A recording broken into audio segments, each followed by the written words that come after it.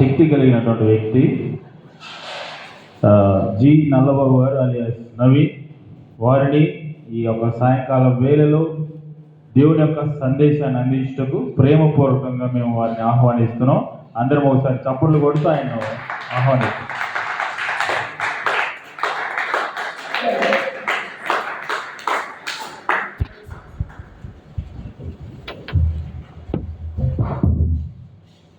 ప్రభునందు ప్రియ దేవి సంగమా, ప్రభును మీ రక్షకుడైన యేసు క్రీస్తు ప్రశస్త నామంలో మీ అందరికీ నా ప్రత్యేకమైన వందనాలు. ఆమోస్ గ్రంథము 5వ అధ్యాయము 12వ వచనం ఒకసారి చదువుకున్నాము.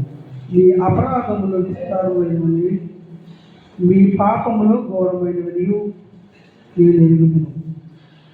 దరిద్రుల యొక్క పంట మోపులను పెట్టుకొనుచు మీరు వారిని అడగదక్కుదురు గనుక మలుపు రాళ్లతో మీరు ఇళ్ళగొట్టుకులను, వాటిలో మీరు కాపురం ఉండుదురు. శృంగారమైన ద్రాక్ష తోటలు మీరు నాటినను, ఆ పండు రసం మీరు త్రాగరు. ప్రార్థించుకుందాము. నా ఆశ్రయదాయకమా, నా విమోచకుడా, నా నోటి మాటలు మా అందరి హృదయ ధ్యానాలు మీ రీతికి అంగీకారంగా చేసుకోమని, వెలుగలిగే చెవులు గ్రహించే మనసు మాకు అందరికీ అనుగ్రహించమని, ఎంతవరకు పాటల ద్వారా నేను మరింపరిచి ఉన్నాము. వాక్యమైన దేవా, నీ వాక్యము సూటిగా స్పష్టంగా మీరు మాతో మాట్లాడండి. నీ వాక్యము ద్వారా ప్రభు, మేమందరము కూడా ఆంధ్ర దైవ జ్ఞాన కళాశాలలో తర్ఫీదు పొందుతున్న మేమందరము కూడా ఈ వాక్యానుసరంగా జీవించి అనేక మందిని వెంబడించే గొప్ప ఆధిక్యత మాకు అనుగ్రహిస్తారని, మహిమ ఘనత ప్రభావాన్ని మీరే పొందుకోమని, మా పాదం పత్రం దయచేస్తారని మా ప్రభునికి రక్షకుడైన యేసు క్రీస్తు ప్రశస్తమైన నామంలో మిక్కిలి వినయంతో ప్రార్థించి వేడుకున్నాం మా తండ్రి. ఆమేన్. ప్రభునందు ప్రియ దేవి సంగమా, మరొకసారి సంబంధించినటువంటి ఆంధ్ర క్రైస్తవ దైవ జ్ఞాన కళాశాల వారి గారికి, ప్రిన్సిపల్ గారికి, అలాగే మెస్ ఈవినింగ్ సభ్యుడైనటువంటి రాజేష్ గారికి, కాస్త గారికి నా ప్రత్యేకమైన వందనాలు. కూడి వచ్చిన విద్యార్థులకు కూడా నా ప్రత్యేకమైన వందనాలు. చదవబడిన వాక్య భాగం ఒకసారి ధ్యానించినట్లయితే ఆమోస్ గ్రంథము 5వ అధ్యాయము 9వ వచనం నుంచి 15 గల వాక్య భాగం మనము జ్ఞాపకం చేసుకుంటే, ఆ 9 వచనంలో కూడా ఇశ్రాయేలు యొక్క పాపము మనకే కనబడుతూ ఉన్నది. ఎప్పుడైతే ఇశ్రాయేలు పాపము కనబడుతూ ఉన్నదో, యెహోవా దేవుడు వారికి ఒక హెచ్చరిక జారీ చేస్తూ ఉన్నారు. ఆ హెచ్చరిక ఎవరి ద్వారా వినిపించాలి? ఇశ్రాయేలు ప్రజలు ఎవరైతే వారికి సూటబుల్ ఉంటుందని చెప్పేసి యెహోవా దేవుడు ఆలోచన చేయగా, ఆమోస్ అనే ప్రవక్త ఆయన తెకోవ ప్రాంతం చెందినటువంటి వ్యక్తి. ఆయన వృత్తి ఏంటంటే ఆయన పశువుల కాపరి. పశువులతో పాటు మేడి పండ్లు కూడా ఏరుకునేవాడు. ఎందుకు మేడి పండ్లు ఏరుకునేవాడంటే, అప్పట్లో పశువుల కాపరికి జీతము తక్కువగా ఇచ్చేవారట. అయితే తన కుటుంబ పోషణకి కావాల్సినటువంటి జీతం సరిపోదు కనుక అక్కడక్కడ మేడి చెట్లు కనపడితే వాటి దగ్గరికి వెళ్ళి మేడి పండ్లు ఏరుకునేవాడట. ఎప్పుడైతే ఆమోస్ గారు మేడి పండ్లు ఏరుకుంటున్నారో, యెహోవా దేవుడు వారిని దర్శించి, అయా ఆమోసు, నేను నిన్ను ఏర్పాటు చేసుకున్న సాధనము, నువ్వు మేడి పండ్లు ఏరుకునవద్దు.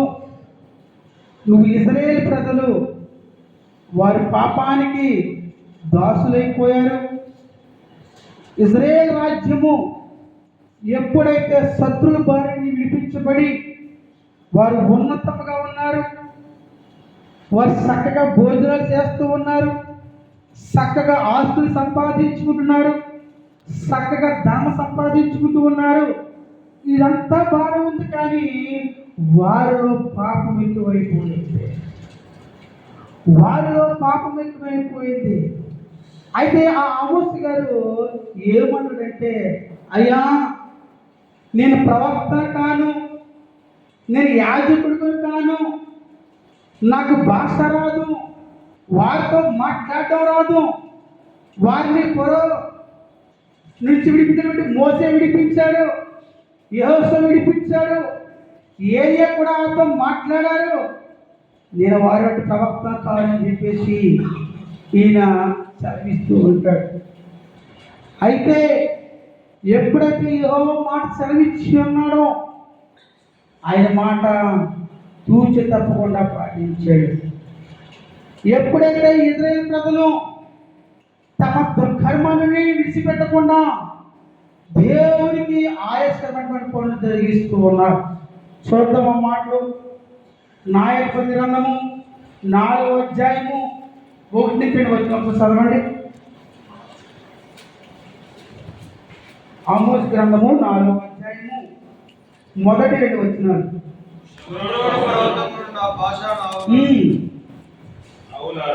ఆవులారా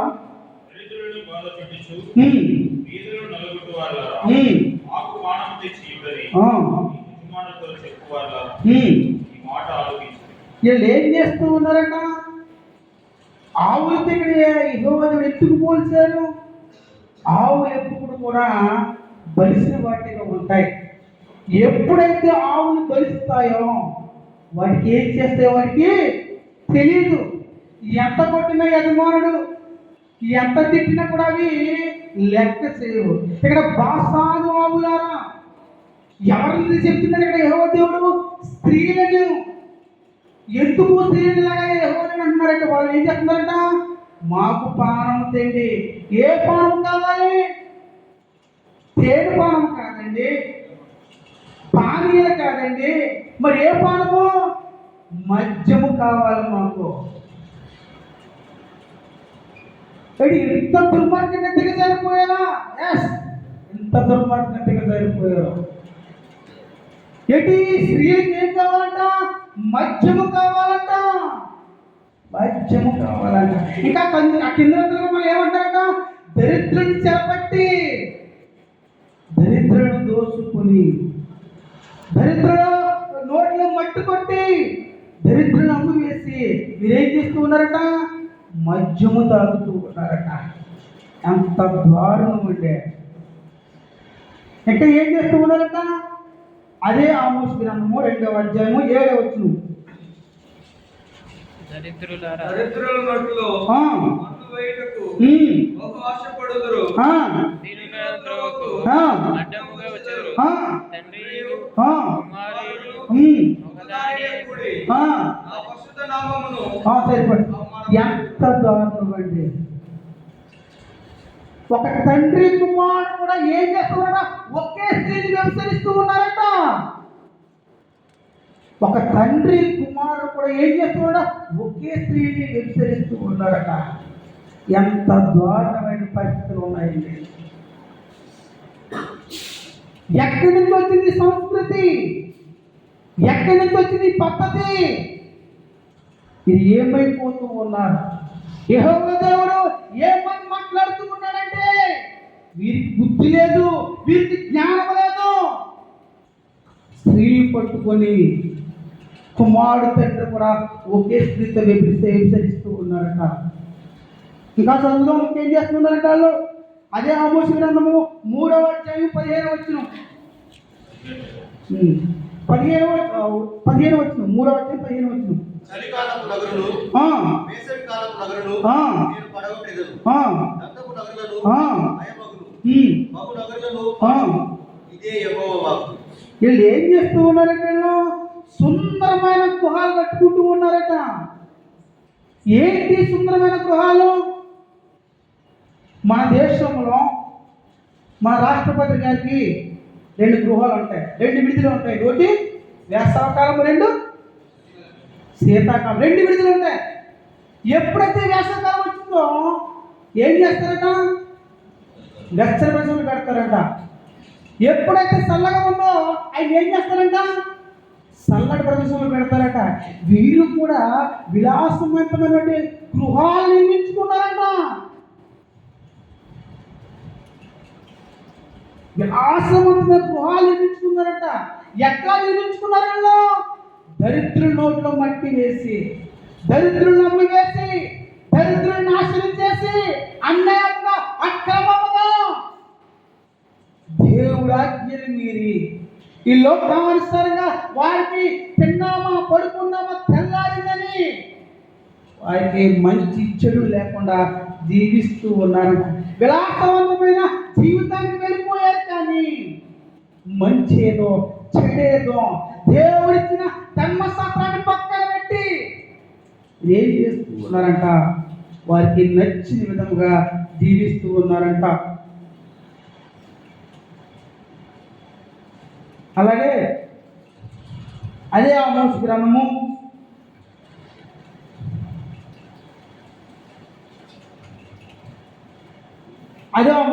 3వ అధ్యాయము 12వ వచనం చూడండి ఒకసారి.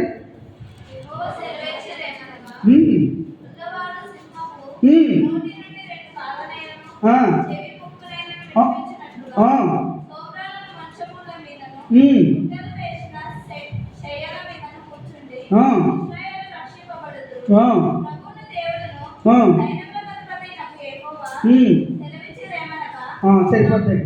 ఇక్కడ ఏం చేస్తూ ఉన్నారంటే వీళ్ళు భేదంలో కూడా తాకట్టు పెడుతూ ఉన్నారంట. భేదలను తాకట్టు పెడుతూ ఉన్నారు, భేదలను అమ్మేస్తూ ఉన్నారు, భేదల నోట్లో మట్టి పోస్తూ ఉన్నారు, భేదలు అన్యాయంగా ఏం చేస్తూ ఉన్నారు? వీళ్ళు నిర్మూలన చేస్తూ ఉన్నారు. మరి ఇజ్రాయేల్ పరిస్థితి ఏంటి? మరి ఇజ్రాయేల్ ఏమన్నా పైనుంచి దిగొచ్చారా? ఇజ్రాయేల్ ఏమన్నా సంపన్నులా? ఇజ్రాయేల్ ఏమన్నా వారికి ఉన్నటువంటి ఆస్తులు ఉన్నాయా? వారికి ఏమీ లేవండి. పరో కాడి కింద నలిగిపోతూ తినడానికి తిండి లేక, తలదాచుకోనికి స్థలం లేక, ఎప్పుడు ప్రోత్సాహాల్లో కలిసినటువంటి అటువంటి దుర్భరమైన జీవితాన్ని వీళ్ళు జీవించేవారు. ఆ జీవితాన్ని మర్చిపోయి వీళ్ళు ఏం చేస్తూ ఉన్నారట? దరిద్రులను నాశనం చేస్తూ ఉన్నారట. అనేక మందిని వ్యభిచరిస్తూ ఉన్నారట. న్యాయం లేదంట. అక్రమంగా జీవిస్తూ ఉన్నారట. ప్రజలకు కావలసినటువంటి ఆహారం కూడా వారు ఇవ్వట్లేదట. దేవుడు పశ్చాత్తాపడుతూ ఉన్నాడట. అదే 4వ అధ్యాయము 12వ వచనం చదువుదాం.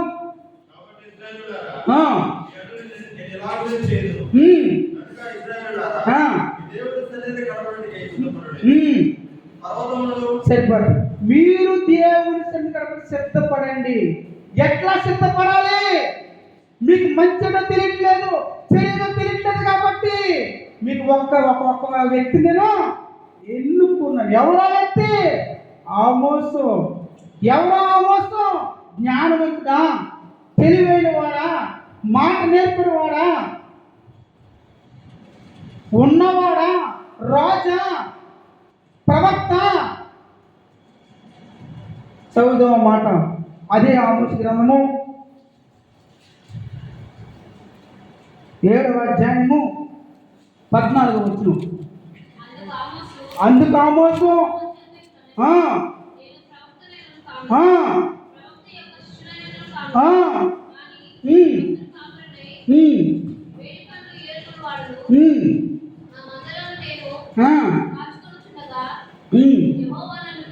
చూసరండి ఏమంటాడు?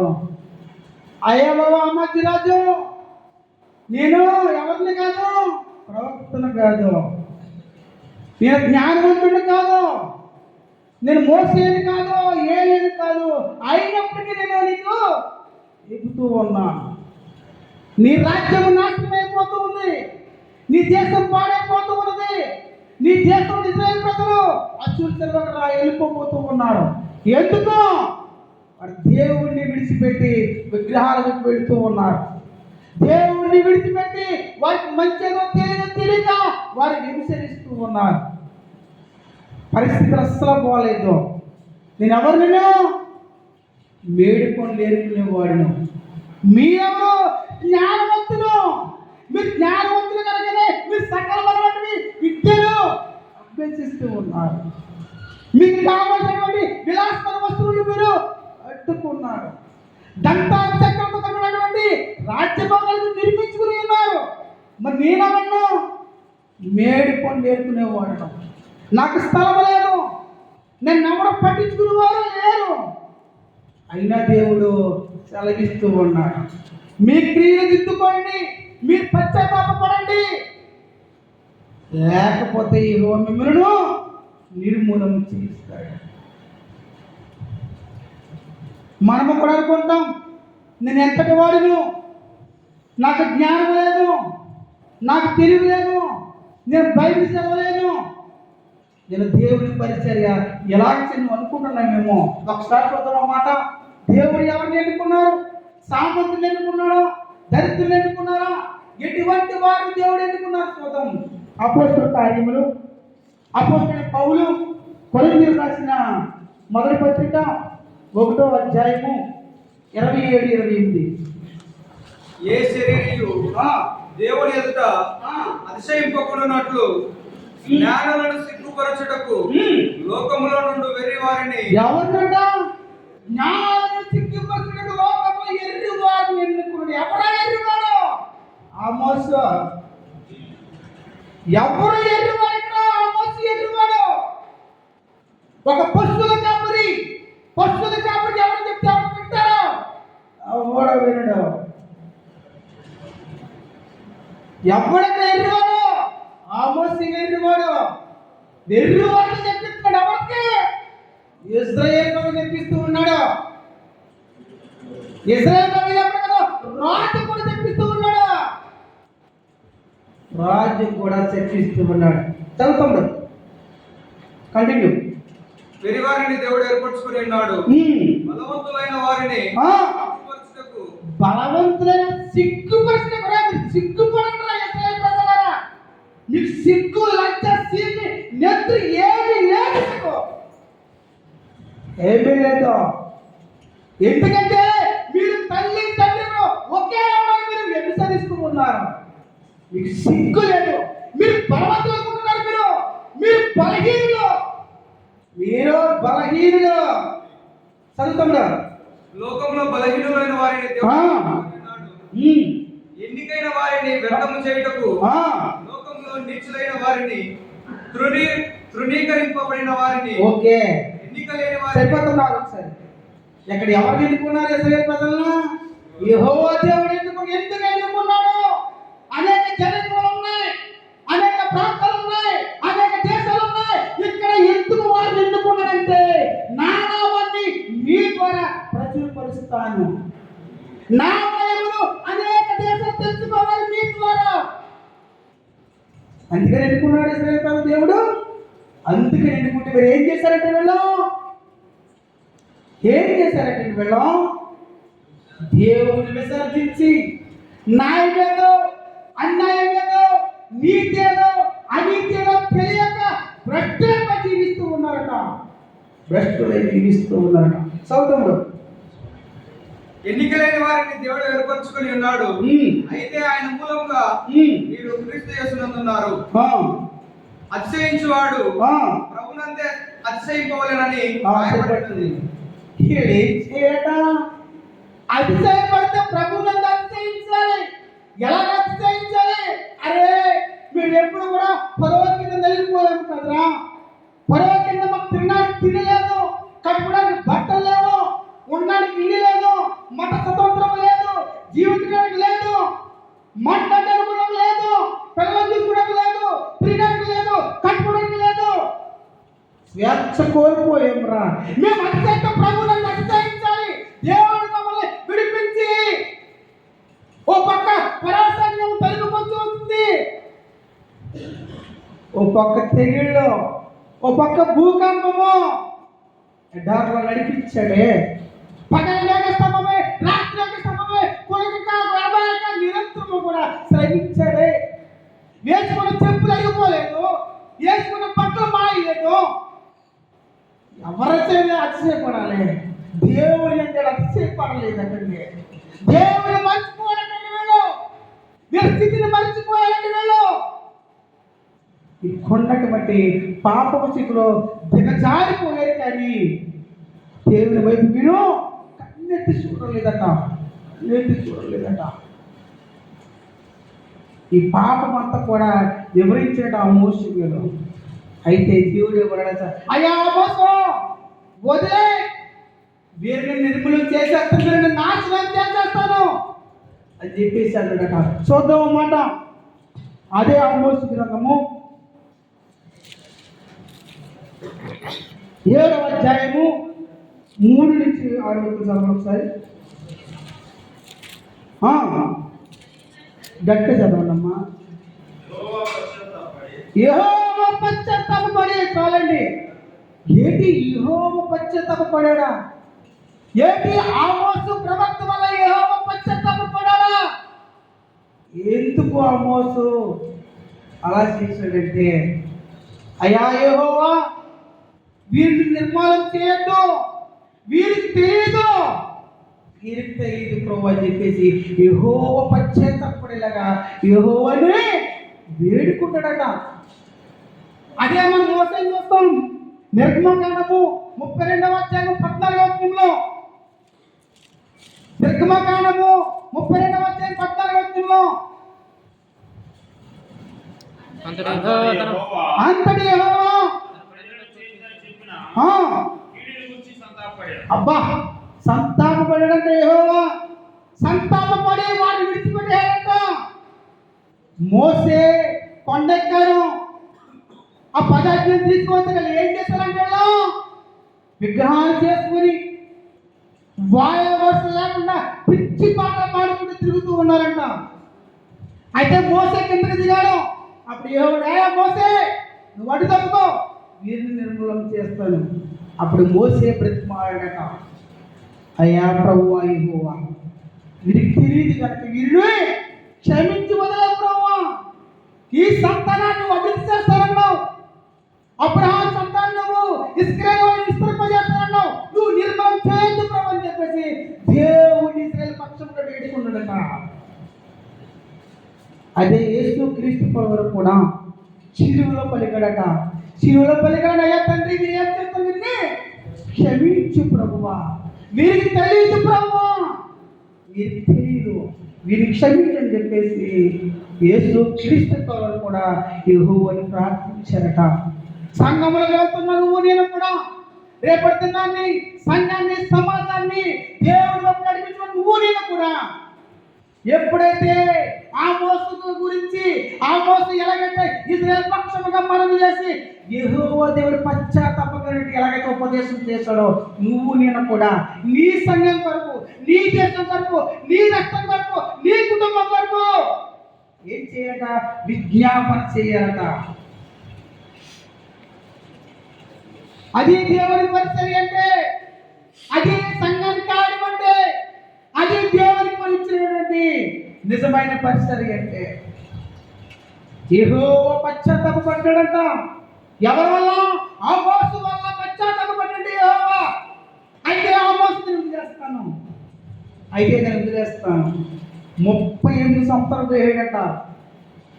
38 సంవత్సరాలు చేయడం వారిని ఏం చేయకుండా, వారిని నిర్మూలన చేయకుండా, మరి నీ సంఘము, నీ సమాజము, నీ దేశము పాడైపోతూ ఉన్నది, నీ ప్రాంతము నాశనం అయిపోతున్నది, నీ ఊరు మునిగిపోతూ ఉన్నది, నీ దేశము రక్షణ లేదు, ఎక్కడ చూసిన క్షామము, ఎక్కడ చూసిన తెగుళ్ళు. వాటి వరకు నువ్వెలా దేవునికి విజ్ఞాపన చేయగలుగుతావు? ఆ మోసే అయితే విజ్ఞాపన చేశాడు. మోసే అయితే విజ్ఞాపన చేశాడు. యేసు క్రీస్తు ప్రభువు కూడా మన పక్షముగా విజ్ఞాపన చేశాడు. నీ పరిస్థితి, నీ విధానము దేవుని పరిచయతో వచ్చిన నువ్వు నేను కూడా దేవుని కొరకు వాడబడాలని, దేవుని సన్నిధిలో నిలబడి నువ్వు నేను కూడా యథార్థమైన సేవ జరిగించాలని. అనేక ఆత్మలు నాశనం అయిపోతున్నాయి, వాటన్నిటి కూడా నిలబెట్టే హక్కు నీకు ఉన్నది. దేవుడు ఆ వస్తు ఎలాగైతే ఎన్నుకున్నాడో, నేడు నిన్ను నన్ను కూడా అట్లనే ఎన్నుకున్నాడు. యెహోవా ఇచ్చింది, యెహోవా తీసుకును. ఈ ఆత్మ ఎవరిది? యెహోవా పెట్టిన దీపము. సావిత్రి అంటున్నాడు, ఇది యెహోవా పెట్టిన దీపము. ఈ దీపము అనేక దీపాలు వెలిగించాలి, కానీ అనేక దీపాలు నువ్వు ఆర్పకూడదు. మోసే ఇశ్రాయేలు ప్రజల కొరకు నా ప్రాణం తీసుకోమన్నాడు. ఆమోజు ఇశ్రాయేలు ప్రజల కొరకు నా ప్రాణం తీసుకోమన్నాడు. సాక్షాత్తు దేవుని కుమారుడు మన కొరకు, దేవుని పిల్లల కొరకు తన ప్రాణాన్ని బలి చేశాడు. మరి నీ సంఘం కొరకు, దేవుని కొరకు పిలబడి నువ్వు నేను కూడా ఎటువంటి పరిస్థితి సిద్ధపడుతూ ఉన్నావు? విలాసవంతమైన జీవితం కొరకు సిద్ధపడుతూ ఉన్నావా? లేకపోతే అంత్యకాలంలో నువ్వు నేను కూడా దేవునికి ఉగ్రత గురవుతున్న ప్రాంతాల కొరకు నువ్వు ప్రాణం పట్టి గొప్పగా దేవునికి యోగ్యకరమైన జీవితము జీవిస్తావా? ఒక్కసారి ప్రశ్న వేసుకో. అట్టి కృప, అట్టి విశ్వాసము ఆ పరిశుద్ధాత్మ దేవుడు సహాయం చేసి మనందరి ముందుకి నడిపించును గాక. ఆమె ఇచ్చిన ప్రార్థన చేసుకుని ముగించుకున్నాం. పరిశుద్ధుడా, ప్రేమ స్వరూపి నీకు వందనాలు. అయా, ఎన్నిక లేని వారు ఆమోసు ప్రభు